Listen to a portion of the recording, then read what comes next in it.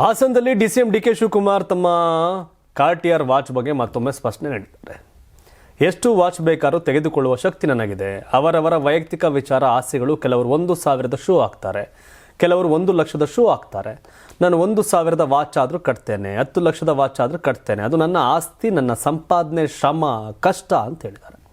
ಏನೋ ಪಾಪ ಗೊತ್ತಿಲ್ಲದೆ ಮಾತನಾಡಿದ್ದಾರೆ. ವಿರೋಧ ಪಕ್ಷದ ಲೀಡರ್ ಅವರು. ಅವರಿಗೆ ಎಲೆಕ್ಷನ್ಗೆ ನಿಂತಿರುವ ಅನುಭವ ಇಲ್ಲ. ಬೇರೆಯವರು ಯಾರೂ ನನ್ನ ಬಗ್ಗೆ ಮಾತನಾಡೋಕೆ ಹೋಗಲ್ಲ. ಯಾಕಂದರೆ ಎಲ್ರಿಗೂ ನನ್ನ ವ್ಯವಹಾರ ಏನು, ಬದುಕೇನು ಅನ್ನೋದು 90% BJPಗರಿಗೆ ಗೊತ್ತಿದೆ ಅಂತ ಛಲವಾದಿ ನಾರಾಯಣ ಸ್ವಾಮಿಗೆ ಖಡಕ್ ತಿರುಗೇಟನ್ನು ಕೊಟ್ಟಿದ್ದಾರೆ. ಕರೆಕ್ಟ್ ಇದು. ಸಾವಿರಾರು ಕೋಟಿ ಅನೌನ್ಸ್ ಮಾಡ್ಕೊಂಡಿರ್ತಕ್ಕಂಥ ಡಿಕೆ ಶಿವಕುಮಾರ್ ಅವ್ರಿಗೆ ಒಂದು 40 ಲಕ್ಷದ ವಾಚ್ ತಗೊಳಕ್ಕಾಗಲ್ವೇನು? ಅಫಿಡೇವಿಟಲ್ಲಿ ಕೊಟ್ಟರು. ಹೇಳ್ತಾ ಇದ್ದೀನಿ, ಯಾವುದು ಕತೆ. ಇನ್ನು ಸಾವಿರಾರು ಕೋಟಿ, ಲಕ್ಷಾಂತರ ಕೋಟಿ ವ್ಯತ್ಯಾಸ ಆಗಿರೋದು ಹುಡುಕಿ ವಾಲ್ಮೀಕಿ ಹಗರಣದ ಥರ.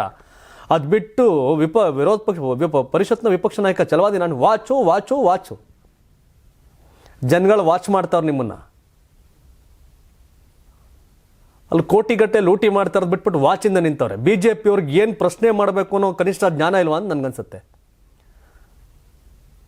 ಏನು ಪ್ರಶ್ನೆ ಮಾಡಬೇಕು ವಿರೋಧ ಪಕ್ಷನ ಅಂತ ಬಿದ್ದೈತೆ ಸಾವಿರ ವಿಷಯ. ಅದು ಬಿಟ್ಟು ಕೇಳವ್ರೆ 1,000 ಕೋಟಿ ಘೋಷಣೆ ಮಾಡ್ಕೊಳ್ಳೋರಿ ಎಲೆಕ್ಷನ್ ಡಿ ಕೆ ಶಿವಕುಮಾರ್. ಅದ್ಯಾವ್ದು 47 ಲಕ್ಷದ ವಾಚಿಂದ ಬಿದ್ದಿದ್ದೀರಿ.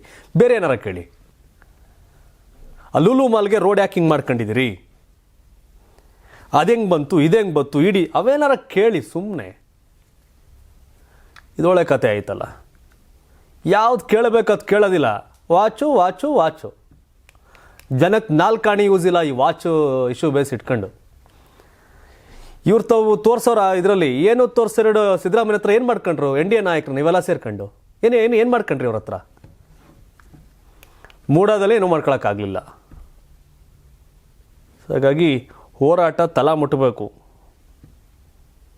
ಯಾವುದೂ ಆಗ್ತಾ ಇಲ್ಲ. ನಮ್ಮ ಜೀನಿ ಸ್ಲಿಮ್ ನ ಯೂಸ್ ಮಾಡಿ 8 ತಿಂಗಳಲ್ಲಿ 55 kg ಸಣ್ಣ ಆಗಿದ್ದಾರೆ. ಜೀನಿ ಸ್ಲಿಮ್ ತಗೊಂಡು ಈಗ ಫಿಟ್ ಆಗಿದ್ದೀನಿ ಅಂತ ಔಟ್ ಸೈಡ್ ತಿನ್ನೋದ್ ಬದಲು ಇದನ್ನ ತಗೊಂಡ್ರೆ ನಾವು ಸಣ್ಣ ಆಗ್ಬೇಕಂತ ಜಿಮ್ಮಿಗೆಲ್ಲ ಹೋಗ್ತೀವಿ, ರಿಸ್ಕ್ ತಗೋತೀವಿ. ಎನರ್ಜಿ ಡ್ರಿಂಕ್ ಆಗಿ ನಾವು ಜೀನಿ ಸ್ಲಿಮ್ ತಗೊಂಡ್ರೆ ಒಳ್ಳೆ ರಿಸಲ್ಟ್ ಬರುತ್ತೆ. ಮತ್ತೆ ಅದರಿಂದ ಯಾವ್ದು ಸೈಡ್ ಎಫೆಕ್ಟ್ ಇಲ್ಲ, ಎಲ್ಲ ಆರ್ಗ್ಯಾನಿಕ್. ಬೇಗ ಸಣ್ಣ ಆಗ್ತೀರಾ, ಫ್ಯಾಟ್ ಲಾಸ್ ಆಗ್ತದೆ, ಮತ್ತೆ ಸ್ಕಿನ್ ಗ್ಲೋ ಕೊಡ್ತದೆ, ಮತ್ತೆ ತುಂಬಾ ಎನರ್ಜಿ ಆಗಿರ್ತೀರಾ.